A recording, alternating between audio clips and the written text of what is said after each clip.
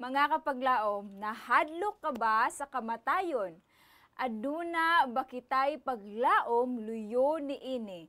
Ato kining tubagon pinaagi sa kasulatan dinhi sa Let's Pray Pilipinas live in Cebu.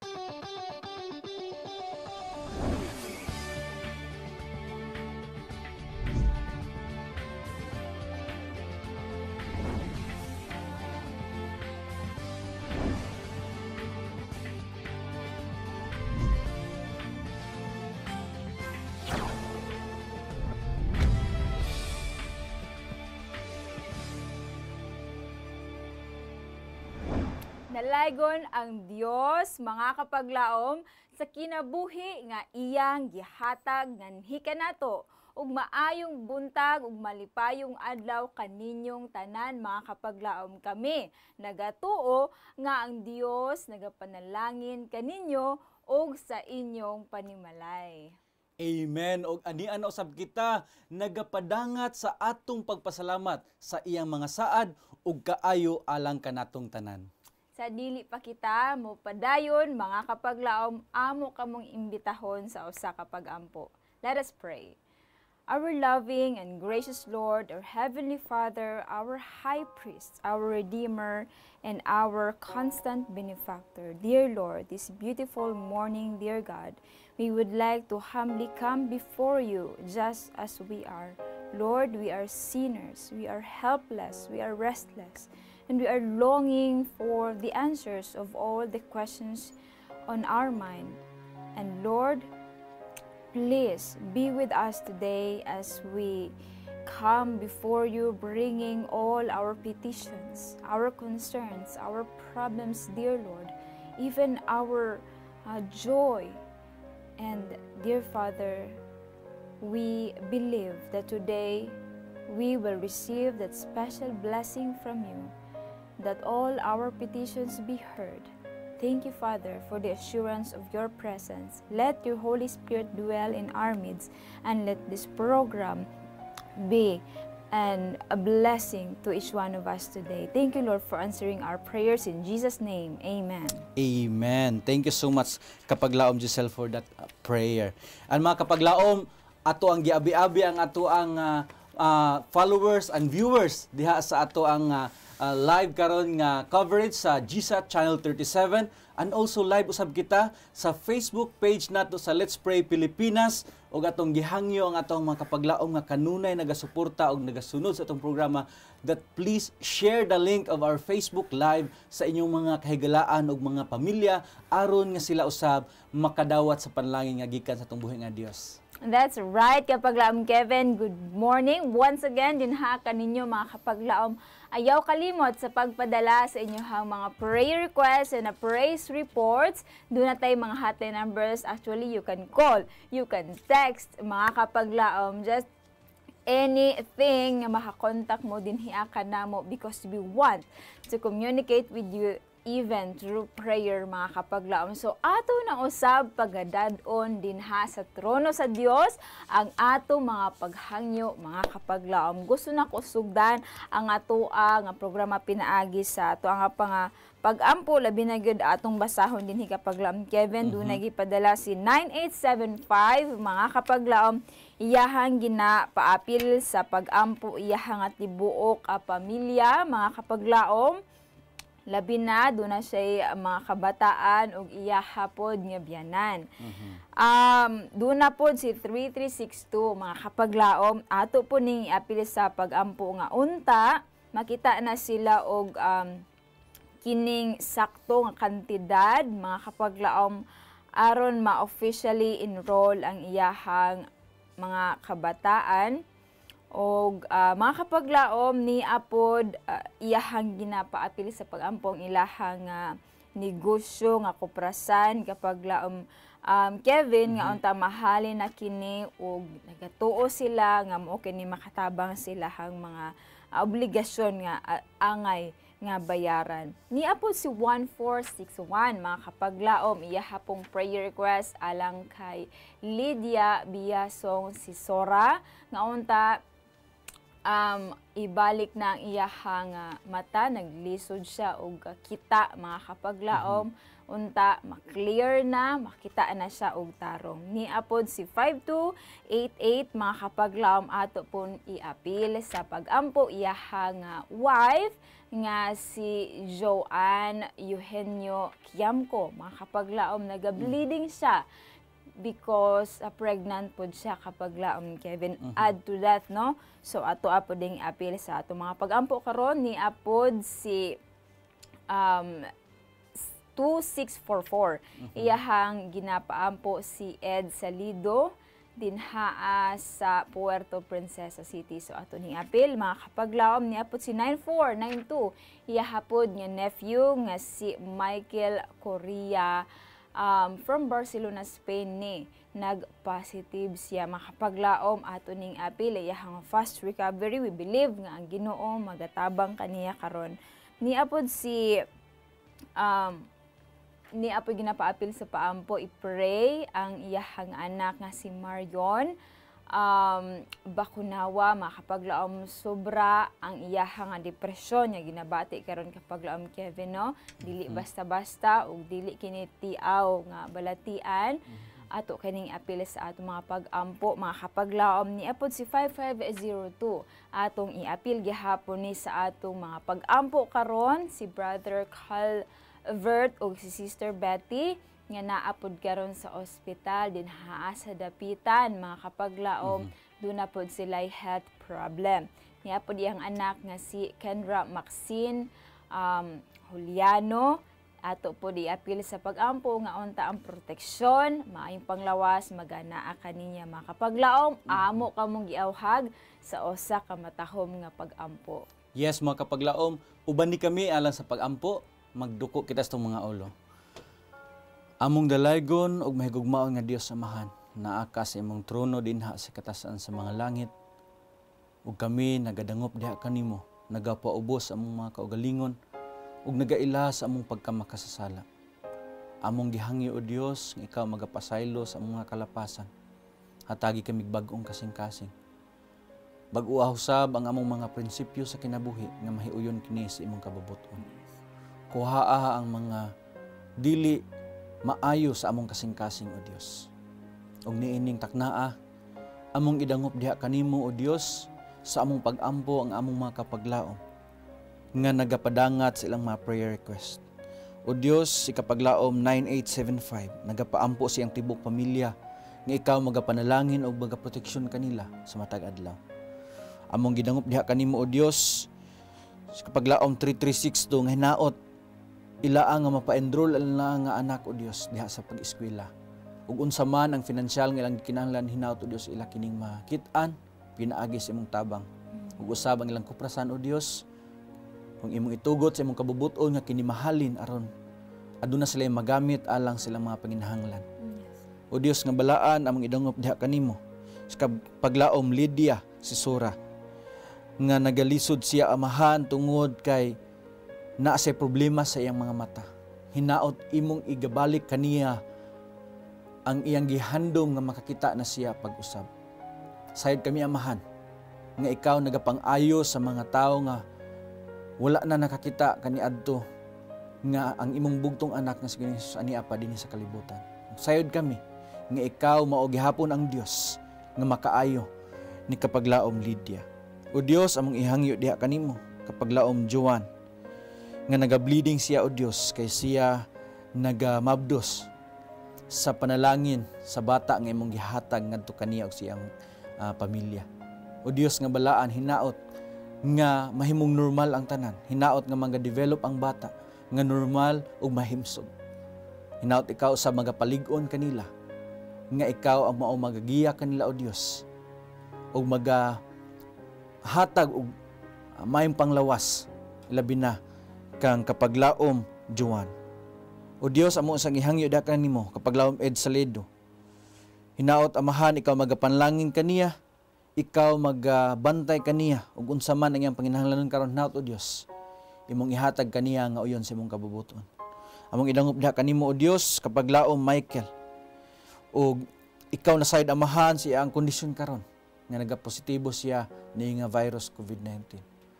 O Dios nga balaan hinaot imo siyang pag-ayuhon ug ihatag ang fast recovery ngadto kaniya.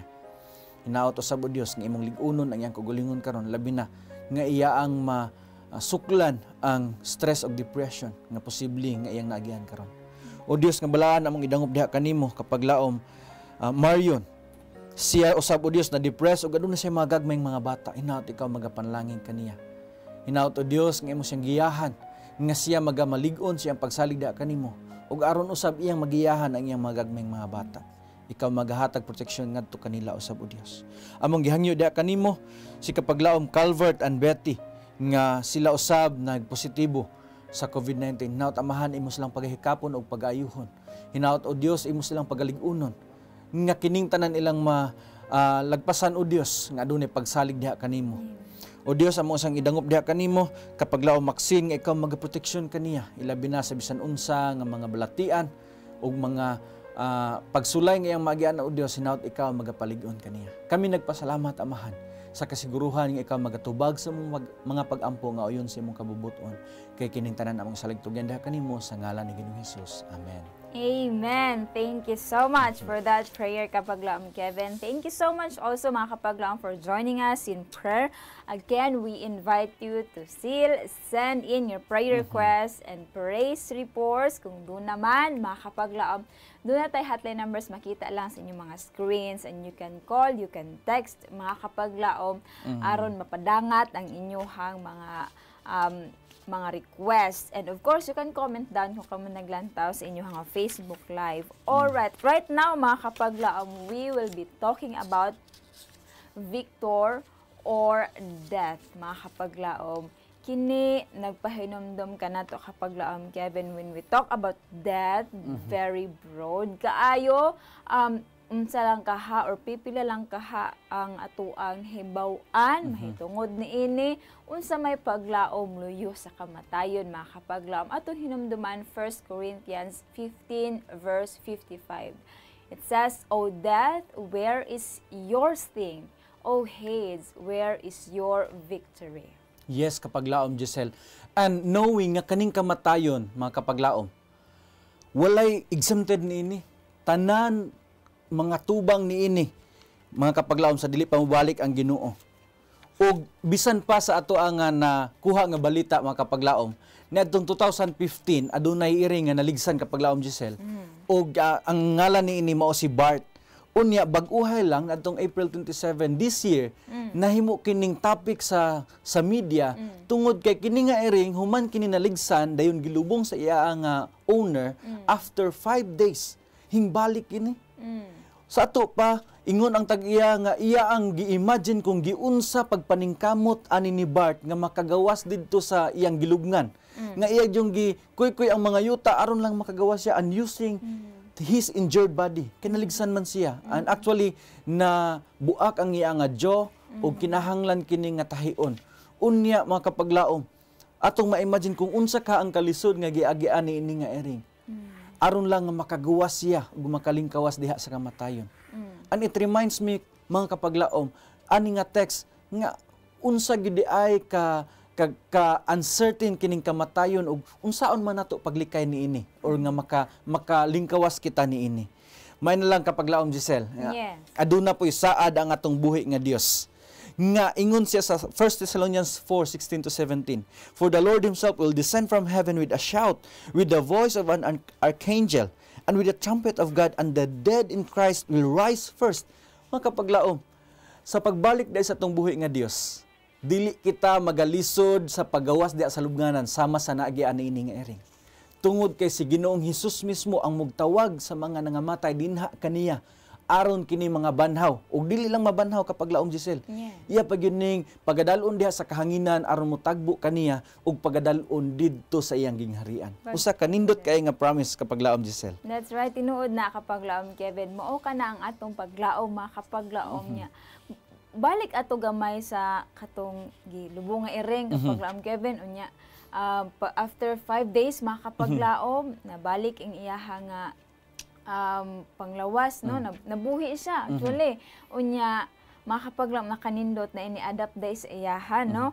Unya, despite sa iyahan nga nagian, gidawat gihapon siya. Makapaglaom, it reminds us of one particular God who also overcame death, no? Alang sa matag usa kanato because He once save us from our sins and He will save us again when He will come at the second time around. Makapaglaom nalit tulo ka punto nga gusto na mo ibilin din haas inyong kasing-kasing before we go on with our different errands today.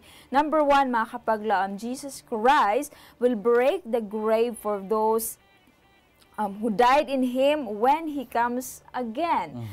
And He will rise up without any difficulty. Atong ninduman ti ganina nga ang iring, no? Ang certain nga kat makapaglaom nga nabanhaw gikan sa kamatayon, naningkamot yun siya nga makaikyas ni itong lubnganan hangtod siya nakagawas kapag laom Kevin. So na-imagine nato ang grabe nga struggle. Yes. But kung maabot day si Jesus Christ, wag tangon ang mga struggle, mga kapaglaom, di nata di ay maningkamot nga makagawas ta ni ana nga grave kung asa man ta ilubong, mga kapaglaom. And we don't have to struggle out of our grave again because Jesus will do it for us. Yes, actually, kapaglaom Giselle, no? Kato nga ering, nagtuo ang tag-iya nga patay na.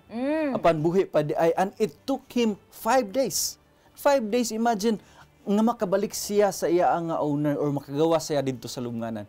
Yes, but in Jesus Christ, it will only take a blink, mga kapaglaom, when the trumpet of God will sound. Kitang tanan mo bangon sa lubnganan, tanang mga nangamatay dinha kang Kristo, mga kapaglaom. And second point, when Jesus comes again, there will be faithful people who are alive. Napay mga buhi nga mga faithful. And also faithful people who are dead. But we will go up together to meet the Lord in the air. Usa ka nindot kaayo nga talan-awon kapaglaom Giselle. Amen. Nga atong ma-imagine kung unsa ka malipayon ka na ang adlaw nga ang tanang nangamatay diha kang Kristo mabanhaw sila musaka dito sa kahanginan unya ang tanang mga buhi nga matindud-anon sa Ginoo sila usab masaka diha sa kahanginan ug mutagbo sa Ginoo, and all of the saved or the saint of God will be carried to Him up in the air, but will not remain in the air, but they will be with God in His kingdom there in heaven, mga kapaglaom. Nakanindot, ana kapaglaom Kevin, nga dili lang din nato makita nang ugnaw ang Ginoong Dios dinhaa sa kahanginan, apan dalon pagyunta dinhaa sa iyaha nga trono nga diin wala nay kamatay, wala nay kasakit, wala nay mga problema, wala nay mga struggle, mga kapaglaom, wala na ning COVID-19 gani. Tanang problema mahanaw, makapaglaom mo balik ta si Ginoong Dios og ang nakanindot ato pag yung makauban ang Ginoo nga mo ay nagmugna kanimo, nagmugna kanako, nagmugna sa tibuok kalibutan, makapaglaom nag-ayo kanimo dinhia sa yuta nga asa man ta karon nga nakaagitag mga lain-lain nga mga pagsulay sa kinabuhi, physical man, spiritual man, ato na gid na siya makauban finally. Yes, and that's the third point kapaglaom Giselle. Third point is that we will always be with the Lord. Always makapaglaom. And Jesus Christ will bring us where He lives as He promised. And after our 1,000 years of vacation in heaven, as written in Revelation, Jesus will purge the earth with fire and make it new for the new home of His people. And in 1 Corinthians 15:51 it says, "Behold, I tell you a mystery. We shall not all sleep, but we shall all be changed," mga kapaglaom. So ang kamatayon dili mo ang katapusan sa kinabuhi. Kay ang Ginoo nagsaad nga kini temporaryo nga katulugon lamang og siya mobalik aron sa pagpukaw sa tanang nangamatay dinha kaniya. Amen. Thank you so much for that thought kapaglaom Kevin, ug salamat kaayo mga kapaglaom nga inyo hapon ming giubanan. I know naapod mo ilahi dinha nga mga breakaway. So mga kapaglaom, please comment down sa tawag comment section. We would like to know kung unsa man inyo mga reflection po din ha. But right now, we will proceed sa atong second round of a prayer request.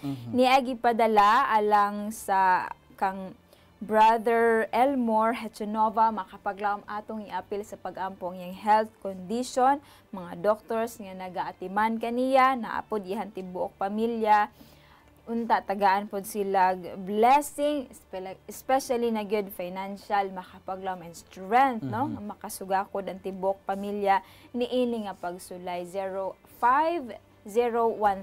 Makakapaglaom ato pong iapil, iyaha nga mama nga si Felicia Guanzon. Iyaha pong sakit, dunay high blood, nagakalipong, makakapaglaom. Ato pong iapil ang ilaha nga church lot, building, o sakyanan para sa mao nga iglesia nga unta ilaha na kining maangkon pinaagi sa gahom sa Ginoo. 2541, makakapaglaom nga unta ihatag na ni Engineer Willie ang dunay kantidad nga iyahang actually gi-mention makapaglaom aron kang alang kang Sweldo. Sweldo ni siya actually makapaglaom nga unta mahatag na dito akang saldi. Makapaglaom 1080 nagpadala pod sa iyahang nga paghangyo alang sa iyahang nga pag-umangkod nga si Revi Cabanilla kay naa siya karon na ICU siya, mga kapaglaom din haa sa Don Carlos Bukidnon atong iapil gihapon kini sa ato mga pag-ampo. Ni apod kitay prayer request si 5832 alang kay Mrs. Inday Bardon nga kapin duha or 20 days nga gatas o suporta sa iyahang nga panglawas usahay makapaglaom iyaha nga isuka, no? Ato kining apil sa atong mga pag-ampo nga dili mo grabe ang iyaha nga kondisyon ug unta tagaan siya kalampusan ni ini nga pagsulay. Makapaglaom ni apo si Joseph Dolores. Doon na po siya problema sa iya nga health. Doon natin mga prayer request nga gikan sa atong Facebook Live. I'd like to mention ang prayer request ni kapaglaom Victoria Navarro. Please help continually pray alang sa healing ni Sister Ann and Brother Orlando. Mga kapaglaom na sila karon sa ospital. Alang po sa good health and safety, alang sa tanan, labi na good malikay sa COVID-19. Vesi Show, makapaglaom, nagpaapil po siya, gapaampo alang siya nga daughter, Neri, si son nga si Melvin, alang sa healing and recovery, protection sa tibuok pamilya and guidance. Niya si Andrea May, makapaglaom, our youth crusade, this coming May 16 to 22, nga unta makita na sila og layman nga mooy mog adala ni ini og mosuporta kung unsa man ilang gikinahanglanon. Shirley Digno, please include in your prayer karon makapaglaom labi na gid ang good health protection from the virus. Joy Silvano also nagpadala sa iyang mga prayer request, complete healing alang sa ato pod nga top fan or atong kapaglaom prayer partner sa kapaglaom baby Chris Silvano having her menopausal problem. Kapaglaom Linda Bana, kindly continue pray alang sa iyang husband for complete healing protection sa tibuok pamilya pod mga kapaglaom. Praise and thanksgiving for the answered prayers pod sa negative ang swab results iyang sister og sa iyaha nga tibuok pamilya. Praise God to that mga kapaglaom. May CMC prayer request alang sa iyang cousin as well as church mate si Brother June Arienza na apod si Sister Jenna Arienza. Doon na sila yung mga health problems pod mga kapaglaom. Si Margie apil pod iyahan tibuok pamilya nga wala na nagasimba atong iapil po na sa pag-ampo. Si Emmy naapod siya yung prayer request iyang ikagaw yung pinsan si Eden Zamora. Doon na po'y nagbati niya mga symptoms sa COVID. Hinaot dili lang mo padayon yun ni sa COVID mga kapaglaom. Maayo na unta siya. Kapaglaom Kevin, doon na additional prayer request? Yes, atong i-pray si kapaglaom Wilma Pasayan kay mag-undergo siya og surgery mga kapaglaom. So atong gihangyo ang atong mga kapaglaom to join us in prayer. Ato idoko atong mga ulo. Among dalaygon og mahigugmaon nga Dios. Ikaw nasayod sa mga tagsa-tagsa nga kahimtang kondisyon sa among mga kapaglaom nga nagpadala sila mga prayer request. Ug among ituboy sila dinha kanimo, O Dios.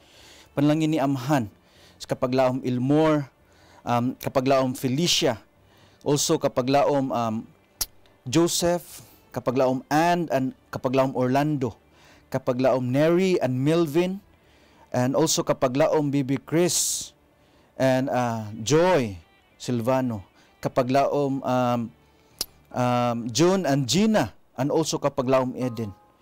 Father in heaven, amo sang include si kapaglaom Revi, and also kapaglaom Inday. Dios nga balaan, ikaw nasayod silang kondisyon. Aduna sila tagsa-tagsa nga mga balatian nga ginabati karon. Hinaot, O Dios, imo silang pagabisitahon. Hinaot, imo silang hatagan og kaayuhan. Hatagag improvement ang ilang kondisyon nga maka-recover sila. O hinaot, O Dios, nga imo silang kanunay pahinumduman sa imo mga saad nga sila musalig niini kay ikaw ang Dios nga andam nga mutuman sa imo mga saad. Amahan nga balaan, amo sang idangop diha kanimo ang church building ug ang sakyanan nga ginapaampo sa among kapaglaom 5013. Hinaut, O Dios, ikaw maga-provide kanila ug ikaw magapanlangin kanila. Panlangin niyo sa Dios sa kapaglaom Engineer Willie nga iyang ihatag ug unsa man ang iyang dapat ihatag kang kapaglaom saldi nga ila sa kining gikinahanglan alang sa ilaang pang-adlaw-adlaw nga mga galastuhonon. O Dios nga balaan, kamo ang handom nga ikaw sa mga panlangin kang kapaglaom Inday nga siya makasugod na siyang Bible study, nga siya makakaplag sa kamatuoran nga iyang ginapangita, O Dios. Ug among ginaampo ang Youth Crusade nga pagahimuon kauban nilang kapaglaom Andrea nga hinaut makakita na sila og layman nga mo'y magadala sa mao nga crusade, O Dios. Ug among gihangyo diha kanimo, Amahan, si kapaglaom Wilma nga magaatubang siya og adunay paghimuon nga surgery ngadto kaniya. Hinaut ikaw magahatag og kalampusan sa mga nga surgery. Ug sa Dios, kapaglaom Margie, ikaw magapanlangin kaniya sa iyang espirituhanon nga paglakaw samtang magapaabot sa imong pagpadayag. Ug o Dios, among gihangyo ikaw magaproteksyon kanamo tanan, ilabi na sa mga viruses and bacteria nga gusto nga mo sulod sa among panglawas ug mo hataw kadautan kanamo. Hinaut, O Dios, ikaw magapahilayo kanamo sa bisan unsa nga mga balatian, O Dios. Ug kami nagpasalamat nga ikaw magatubag sa mga pag-ampo kay kining tanan among salig diha kanimo sa ngalan ng Ginoong Hesus. Amen. Amen. Amen. Thank you so much for that prayer, mga kapaglaom, and thank you so much kapaglaom Kevin for that prayer as well. And mga kapaglaom, salamat sa pagpadala sa inyong mga prayer requests and praise reports. I'd like to mention din hiya to mga kapaglaom who are watching with us and praying with us right now through Facebook Live. Mga kapaglaom, si Presi, kapaglaom Ninfa, kapaglaom Victoria Navarro, thank you so much. Kapaglaom Faye, Ashea, ug daghan pa kay nato mga kapaglaom who are with us today. Mga kapaglaom atong hinumduman, even ang kaning kamatayon mo ay mag-separate ka nato dinhaa sa ato ang mga mahal sa kinabuhi, tinuod ka na mga kapaglaom, og dili gyud nato na siya malalis. Apan mga kapaglaom, when we die, faithful din haas Ginoo, He will rise us up, and the faithful ones to be united with Him, never again to be separated. Mga kapaglaom, again, do not be fearful. But when we are in Christ and when we have Him in our lives, we may and can face death without fear and with hope. Yes, the end of sickness, sorrow, tears, and death is coming soon. Jesus promises us a whole new world. Soon He is coming to take us home, and let us keep our faith strong to meet the Lord. Amen. Thank you so much again for joining us today. Mga kapaglaom, we invite you again to join us tomorrow. This is Giselle of Hope, Chandler Cebu, reminding you that God shall supply all your needs according to His riches and glory by Christ Jesus. And this is your kapaglaom Kevin saying, let us not be weary in well-doing, for in due season we shall reap if we faint not. Kami inyong kaabag sa pag-ampo dinhi lang sa Let's Pray Pilipinas, where you don't have to pray alone.